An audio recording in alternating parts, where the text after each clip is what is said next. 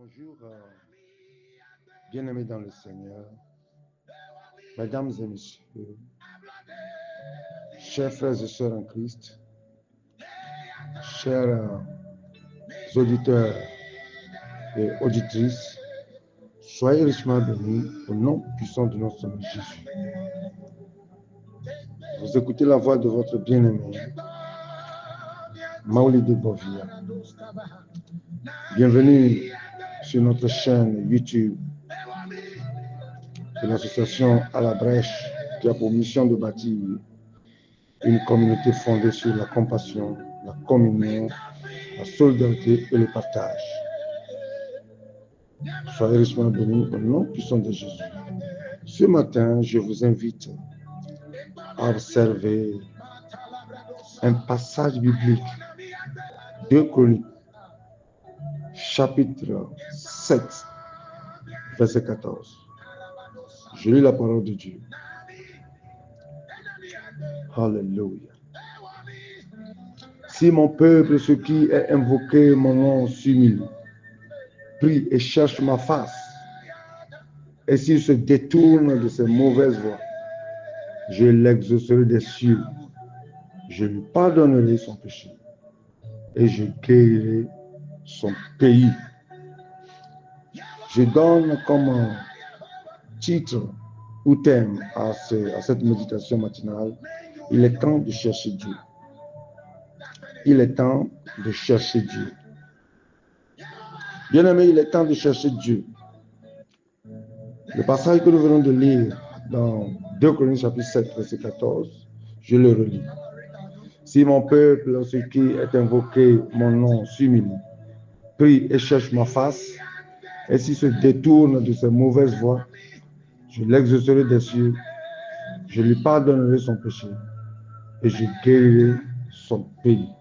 Ici, le peuple d'Israël faisait face à 3 fléaux.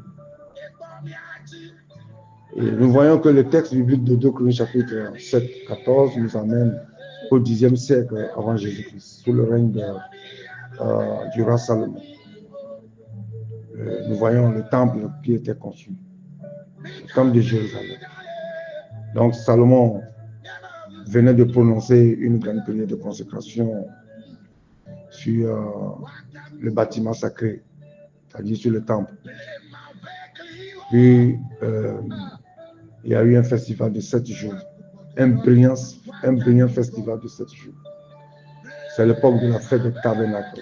Et lors de fêtes des tabernacles, on construit des lits qui deviennent des habitations temporaires pendant la fête. Ce que nous voyons ici, c'est qu'à cette époque, le livre de 2 Chroniques rapporte qu'il y a eu 22 000 bœufs et 120 000 moutons qui ont été sacrifiés.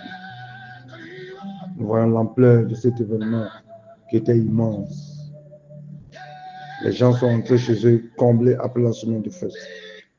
Puis Dieu a répondu à la prière de Salomon et à tous ceux qui avaient tenu Jérusalem en haleine pendant 7 jours. Si mon peuple, ce qui est invoqué mon nom, s'humilie, prie et cherche ma face, et s'il se détourne de ses mauvaises voies, je l'exaucerai des cieux. Je lui pardonnerai son péché et je guérirai son pays. Alléluia. Oh, alléluia. Nous voyons ici que la maison de Dieu ne doit pas être un lieu de sacrifice, mais un temple de prière. Le temple de Dieu doit être un lieu de prière. Le temple de Dieu, là où nous adorons Dieu, on ne doit pas s'amuser dans nos églises aujourd'hui. Il y a beaucoup de pagaille, il y a beaucoup de laisser-aller dans le lieu de culte. Et les lieux de culte aujourd'hui perdent leur sens, leur sacralité.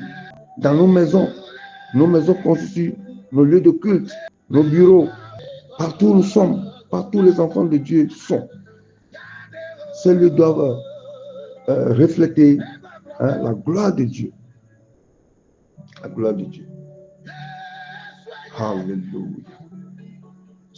Ouais, la suite du discours de Dieu fait directement référence aux choses qui ont été abordées dans la prière de Salomon. 3 des calamités mentionnées par Salomon est susceptible de menacer l'existence des habitants du pays étaient abordées. Nous lisons le verset 13. Quand je fermerai le ciel, verset 13, 2 Chroniques 7, 13. Quand je fermerai le ciel, on dirait que c'est Dieu qui est la cause de ce problème. Quand je fermerai le ciel et qu'il n'y aura point de pluie, quand j'ordonnerai aux sauterelles de consumer le pays, quand j'enverrai la peste parmi mon peuple.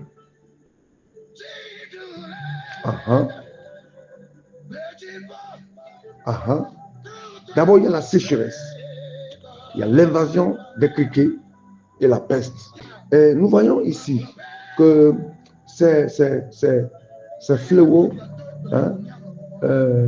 sont comme directement causés par Dieu. Si je ferme les yeux et que j'ordonne les sauterelles, et si j'envoie la peste. Ici, nous voyons ici que Dieu permet que l'homme se tourne vers lui. Les fléaux, ces fléaux ont chacun une raison. Dieu exige la repentance, la prière et le retour à la bonne voie auquel il répondra par le pardon et la suppression de l'affliction. Bien-aimés dans le Seigneur, la repentance ici est requise à cause de nos mauvaises habitudes. Aujourd'hui, le Togo, notre cher pays, il y a beaucoup de péchés que les Togolais commettent chaque jour. Nous versons du sang, nous insultons, nous pratiquons l'adultère, la fornication, le mensonge, toutes les œuvres de la chair que Galates chapitre 5 a mentionné. Bien-aimés dans le Seigneur, nous voyons ici que l'aide de Dieu n'est pas présentée comme un remède à un besoin particulier, mais est évoquée par l'expression globale: je guérirai le pays. Je guérirai le pays. Dieu veut ici rendre à son peuple son intégrité et sa santé. Cher peuple togolais, qu'allons-nous faire? Qu'allons-nous faire? Il est temps de nous repentir. Il est temps de chercher Dieu. Parce que quand nous ne cherchons pas Dieu, Dieu envoie la peste. C'est Dieu lui-même qui est la cause. Parfois pour nous bousculer un peu, pour réveiller notre conscience que nous avons oublié quelque chose de très important, qui est Dieu. Comment voulons-nous avoir la paix dans ce pays quand nous avons extirpé du système éducatif Dieu? Les prières sont manquantes dans nos écoles. Il n'y a plus la Bible qui est incorporée au système éducatif. Alors que dans la Bible, nous avons accès non seulement à la morale, mais aussi à l'éducation chrétienne. Tu ne voles pas, tu ne tues pas, tu ne combats pas l'adultère. Alors qu'aujourd'hui, nos prisons sont pleines de ces malfrats, de ces voleurs. Si ces personnes pouvaient avoir l'occasion, l'opportunité d'écouter une fois la parole de Dieu, beaucoup d'entre eux ne seront pas en prison aujourd'hui. Bien-aimés dans le Seigneur, il est temps de chercher Dieu. Il est temps d'inclure Dieu dans nos affaires. Il est temps d'inclure Dieu dans le système éducatif. Un parent qui envoie son fils chercher de l'alcool, son fils qui va lui acheter de la cigarette, Il n'y a plus d'éducation dans nos maisons. L'éducation chrétienne est insipée de nos maisons, insipée de nos bureaux. Il y a un désordre, un fiasco total sur le plan spirituel. Il y a cette sécheresse qui est là. Dieu nous interpelle par ce passage. Sinon, nous ne pourrons pas avoir la paix. Si nous voulons avoir la paix, si nous voulons avoir l'intervention de Dieu dans ce pays, le Togo, nous devons chercher Dieu. Nous devons faire recours à notre Seigneur Jésus-Christ. Le seul garant de la paix, le seul garant de la quiétude, le seul garant de la résolution des conflits. Mais aujourd'hui, force est de constater que Dieu n'est plus inclus dans les instances de décision. Bien que le pays soit affiché comme un peuple chrétien, un pays chrétien, mais le christianisme est très faible. Les valeurs chrétiennes sont bafouées. Oh, bien-aimés dans le Seigneur, qu'allons-nous faire? Nous qui croyons au Saint-Esprit et à son action dans les vies, qui change les vies les plus mauvaises, qui transforme le caractère des personnes les plus dures. Qu'allons-nous faire? Il est temps de conscientiser nos frères et sœurs. Il est temps de rechercher Dieu. Il est temps de continuer à prêcher l'évangile. Ah oui, c'est ça qui est très important. Ce n'est pas dans le bruit et la fureur, mais dans l'humilité et la prière, dans la recherche de la face de Dieu et le repentir que l'on trouve Dieu. C'est très important. Vous voyez, comme dans 2 Chroniques, comme lorsque Dieu est venu au temple, la venue de Jésus-Christ est liée à la prédication de la repentance. Jean-Baptiste appelait aussi à la repentance, selon Marc chapitre 1, verset 4. Et Jésus-Christ est venu reprendre cet appel. Nous lisons la référence dans Marc chapitre 1, verset 14-15. Après que Jean eut été livré, Jésus vint en Galilée, prêchant la bonne nouvelle de Dieu et disant: le temps est accompli, le royaume de Dieu est proche. Repentez-vous et croyez à l'évangile. La guérison prend son départ dans la repentance. La repentance de l'homme fier qui veut vivre Dieu. Alléluia. Alléluia. Nous devons chercher Dieu. Nous devons nous repentir.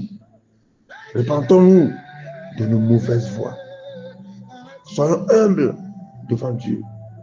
Et le but principal de Dieu ici, c'est la repentance qui nous met en communion directe avec Dieu. Oh, alléluia.